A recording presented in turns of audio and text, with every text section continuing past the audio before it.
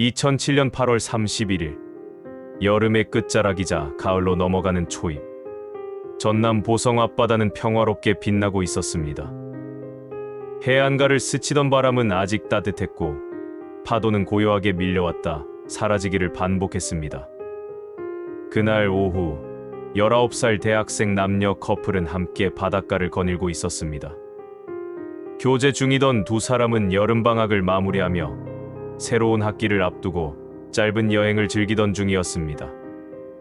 그들의 얼굴에는 아직 세상에 대한 설렘과 호기심이 가득했습니다. 그러다 우연히 그들은 한 노인을 마주쳤습니다. 주름이 깊게 팬 얼굴, 왜소한 체구, 거칠게 그을린 피부. 평범한 시골 어부의 모습이었습니다. 그는 낡은 작업복 차림이었고 언뜻 보기엔 오랫동안 바다와 함께 살아온 수수한 노인으로밖에 보이지 않았습니다. 그 노인은 마치 오랜 이웃처럼 다정하게 다가와 말을 건넸습니다. 배에 태워줄게. 내 어장도 구경시켜줄 테니 바다 한번 보고 가. 이 단순한 제안은 대학생 커플에게 의심을 불러일으키지 않았습니다. 오히려 운이 좋다는 생각을 했을지도 모릅니다. 낯선 어촌에서 현지 어부가 직접 배를 태워준다니 짧은 여행에 특별한 추억이 될 것이라 여겼을 겁니다. 청춘의 호기심은 곧장 바다를 향했습니다. 그들은 아무 망설임 없이 작은 주꾸미 배에 몸을 실었습니다. 바다는 잔잔했습니다. 노을빛이 수면 위로 길게 드리워졌고 저녁 햇살은 물결마다 황금빛으로 반짝였습니다. 젊은 연인은 배에 앉아 서로의 손을 잡은 채 낯설지만 아름다운 풍경에 잠시 마음을 빼앗겼습니다. 그러나 그 평화는 오래가지 않았습니다. 배가 육지에서 멀리 떨어져 사람들의 시선이 닿지 않는 먼 바다로 나아갔을 때였습니다. 노인의 표정은 돌연 차갑게 굳어졌습니다. 순박하고 다정해 보이던 얼굴은 사라지고 어딘가 음험한 그림자가 드리웠습니다. 그는 아무런 예고도 없이 뒤에서 다가오더니 남학생의 등을 두 손으로 거칠게 밀쳤습니다. 순간 남학생은 그대로 바다로 떨어졌습니다. 갑작스러운 물의 충격에 그는 허우적대며 가까스로 수면 위로 몸을 끌어올렸습니다. 온몸이 젖고 차가운 바닷물이 폐 속으로 밀려 들어오자 필사적으로 배에 매달려 올라오려 했습니다. 그러나 그 순간 노인의 손에는 잔혹한 도구가 움켜쥐어져 있었습니다. 삿갓대. 바다에서 부표나 물체를 건져 올릴 때 사용하는 끝에 갈고리가 달린 긴 막대기였습니다. 평범한 어구였던 삿갓대는 그날 잔혹한 흉기로 변했습니다. 노인은 망설임 없이 삿갓대를 휘둘렀습니다. 퍽. 무자비한 타격이 남학생의 머리와 다리를 강타했습니다. 쇳소리가 섞인 충격음이 물 위로 울려 퍼졌습니다. 남학생은 비명을 지를 틈도 없이 피투성이가 되어갔습니다. 붉은 핏방울이 바닷물에 번져나갔고 곧 파도에 삼켜지듯 사라졌습니다. 바로 그 순간 배 안에 남겨진 여학생은 공포에 질려 눈을 크게 뜨고 있었습니다. 가슴은 미친 듯이 쿵쾅거렸고 온몸은 마비된 듯 움직일 수가 없었습니다. 그녀는 곧 자신에게 닥칠 불길한 운명을 직감했을지도 모릅니다. 노인은 그녀에게로 다가갔습니다. 그리고 기괴한 웃음을 띠며 상상조차 하기 싫은 말을 내뱉었습니다. 아가씨, 가슴 좀 만져보자. 그 말은 추잡했고 그의 시선은 음흉했습니다. 여학생은 필사적으로 저항했습니다. 그녀의 비명은 바다 위에 메아리쳤지만 닿을 곳은 없었습니다. 노인은 그녀의 저항을 아랑곳하지 않았습니다. 거친 손으로 그녀의 몸을 움켜쥐더니 결국 차가운 바다 속으로 밀어 넣었습니다. 둔탁한 물소리와 함께 그녀의 몸은 바다 속으로 곤두박질 쳤습니다. 하지만 그녀는 포기하지 않았습니다. 수면 위로 다시금 몸을 끌어올리며 필사적으로 배에 다가왔습니다. 손끝이 배의 가장자리에 닿았을 때 잠시 희망이 스쳤습니다. 그러나 그 순간 기다리고 있던 삿갓대가 그녀를 다시 내려쳤습니다. 갈고리가 그녀의 팔과 어깨를 가로막고 그녀를 다시 바다로 밀어냈습니다. 여학생의 마지막 힘마저 끊어지며 온몸은 차가운 물결 속으로 가라앉아 갔습니다. 푸르른 젊음은 그날 끝내 바다 깊숙이 삼켜지고 말았습니다. 며칠 뒤 바닷가에는 두 구의 시신이 떠밀려 왔습니다. 그러나 경찰의 초기 결론은 너무도 허망했습니다. 실족사 혹은 동반자살. 사건은 단순 사고로 처리될 위기에 놓였습니다. 잔혹한 범죄는 그렇게 은폐된 듯 보였고 두 청춘의 죽음은 바다의 불운으로 덮이는 듯했습니다. 하지만 그로부터 불과 한 달도 지나지 않아 같은 노인이 다시 배를 띄우게 됩니다. 그리고 또 다른 두 사람이 그의 순박한 제안에 이끌려 그 배에 오르게 됩니다. 2007년 9월 25일 첫 번째 참극이 벌어진 지 불과 한 달도 안 된 민족의 명절 추석 연휴였습니다. 온 가족이 모여 웃음소리로 가득해야 할 그날, 또다시 한 노인이 보성 앞바다 선착장의 모습을 드러냈습니다. 그 노인의 이름은 오종근. 겉보기엔 평범한 60대 후반의 시골 어부였습니다. 삐걱거리는 작은 주꾸미 배를 몰고 다니며 마을 사람들과 스스럼없이 어울리던 노인. 하지만 불과 한 달 전 그는 바다 한가운데서 두 명의 젊은 대학생을 잔혹하게 살해한 살인마였습니다. 그러나 경찰은 그 사실을 알지 못했습니다. 첫 사건은 실족사 혹은 동반자살로 처리되려 했고 오종근은 아무 일 없었다는 듯 바다를 오갔습니다. 그리고 그날 또 다른 희생자들이 그의 눈에 들어오고 말았습니다. 추석을 맞아 보성을 찾은 20대 여성 2명. 간호사로 일하던 23세 안 씨와 회사원이었던 24세 조 씨였습니다. 젊음의 설렘을 안고 여행지의 바다를 즐기고 싶어 선착장에 나와 있던 두 여성은 그 노인과 마주쳤습니다. 그는 첫 범행 때와 똑같은 방식으로 접근했습니다. 주름진 얼굴로 순박한 미소를 지으며 다정하게 말을 건넸습니다. 바다 구경시켜 줄게. 잠깐 타고 나갔다 오면 돼. 그 말은 마치 친절한 시골 어르신의 배려처럼 들렸습니다. 추석 연휴에 낯선 곳까지 찾아온 여행객들에게 바다를 보여주고 어장을 구경시켜준다니. 그들은 경계심을 풀었고 짧은 배 타기 체험이 될 거라 믿었습니다. 그렇게 두 여성은 노인의 배에 몸을 실었습니다. 배가 바다 한가운데로 향하자 노인의 본색이 드러났습니다. 잔잔한 물결 위 사람들의 시선이 닿지 않는 고립된 공간에서 그는 갑자기 추잡한 손길을 내밀며 말을 꺼냈습니다.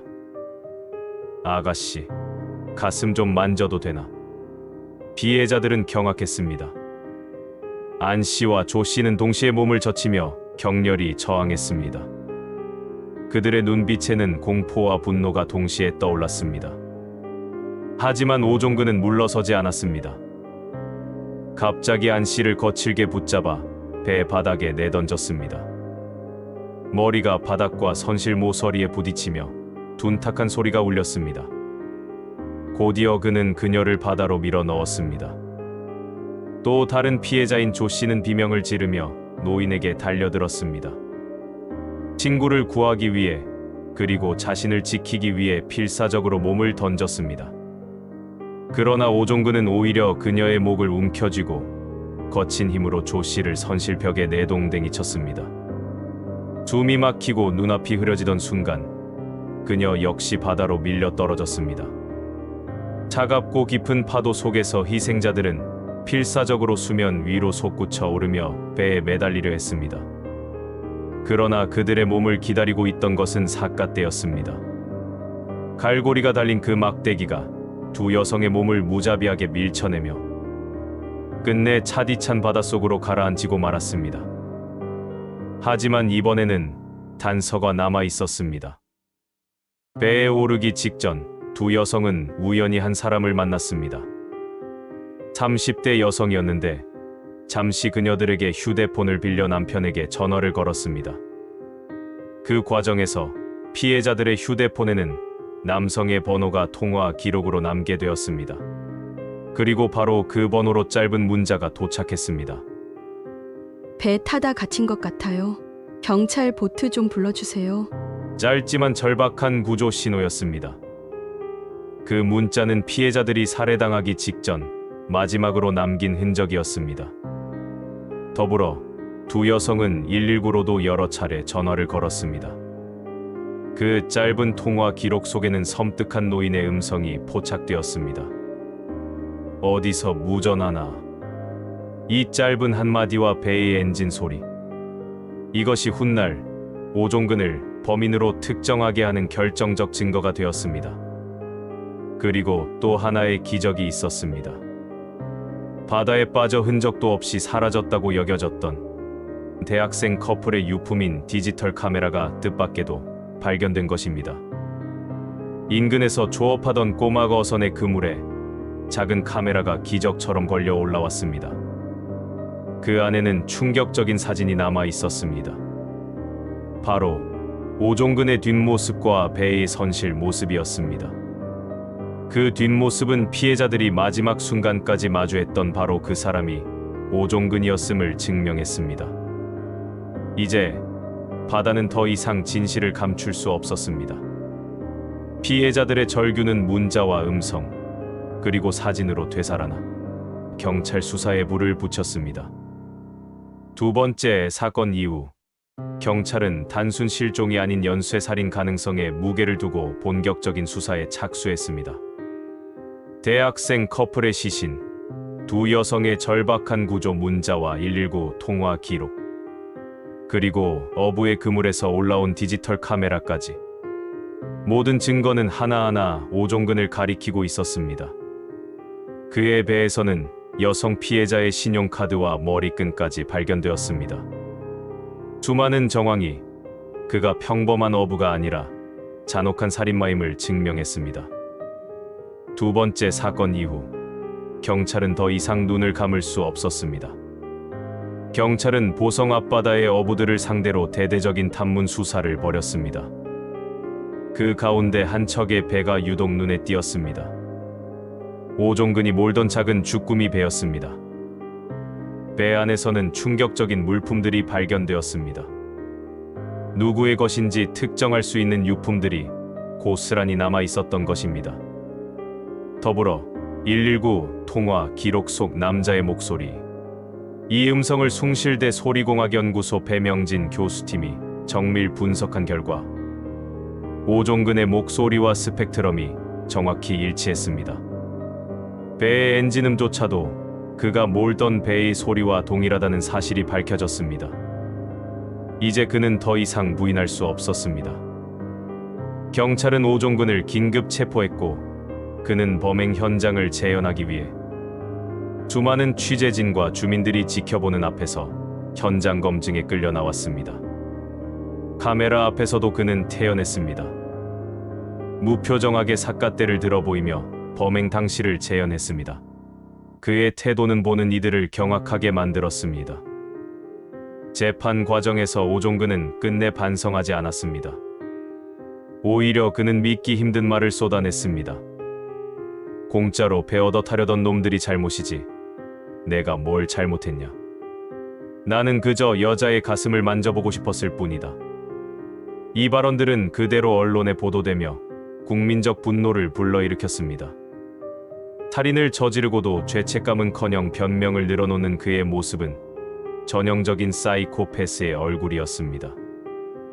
수사에 참여했던 권일용 프로파일러는 그를 두고 이렇게 말했습니다. 그는 감정이 없는 사람처럼 보였습니다. 무표정하게 거짓말을 반복하며 끝까지 자신이 왜 잘못했는지 이해하지 못했습니다. 재판부는 단호했습니다. 피고인에게서 개전의 정의나 사회 복귀의 가능성을 찾기 어렵다. 영원히 사회와 격리하는 극형 선고가 불가피하다. 1심에서 사형, 2심과 대법원에서도 판결은 뒤집히지 않았습니다.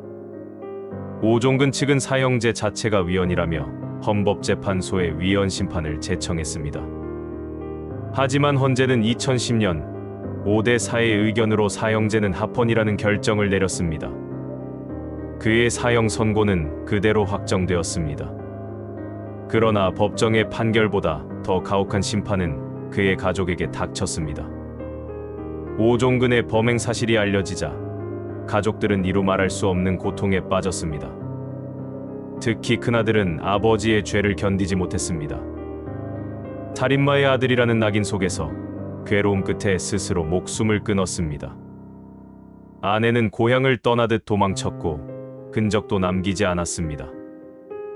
딸은 재판 과정에서 이렇게 절규했습니다. 그런 짓을 한 사람과 나는 상관이 없다. 그녀는 영원히 아버지와 연을 끊어냈습니다. 오종근이 저지른 범죄는 아까운 4명의 젊은 생명을 앗아간데 그치지 않았습니다. 그의 잔혹한 범행은 남겨진 사람들의 삶을 산산조각냈습니다.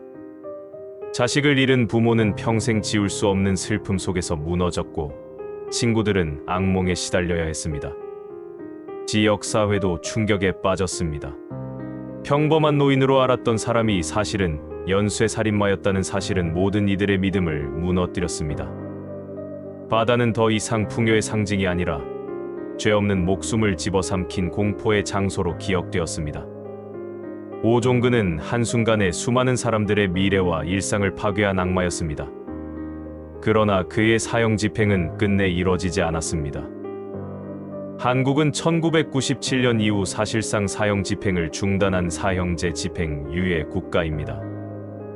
그는 교도소 안에서 17년을 보냈습니다. 수감 생활 동안에도 특별한 반성이나 참회의 흔적은 보이지 않았습니다. 그리고 2024년 7월 국내 최고령 사형수였던 그는 85세의 나이로 결국 교도소 안에서 자연사했습니다. 사형은 집행되지 않았지만 그의 이름은 한국 범죄사에 지울 수 없는 상처로 새겨졌습니다. 4명의 빛나던 생명. 그들이 보성 앞바다에서 꿈을 이룬 지 어느덧 많은 시간이 흘렀습니다. 사건은 끝났지만 남겨진 질문은 여전히 우리 앞에 서 있습니다. 어떻게 한 평범한 어부의 얼굴을 한 괴물이 그토록 오랫동안 사람들 곁에서 숨 쉬며 살아갈 수 있었던 것일까? 그리고 우리는 또다시 같은 비극을 막기 위해 무엇을 해야 하는가? 보성 앞바다의 드리운 그림자는 여전히 잔잔히 출렁이며 그날의 진실을 잊지 말라고 속삭이고 있습니다.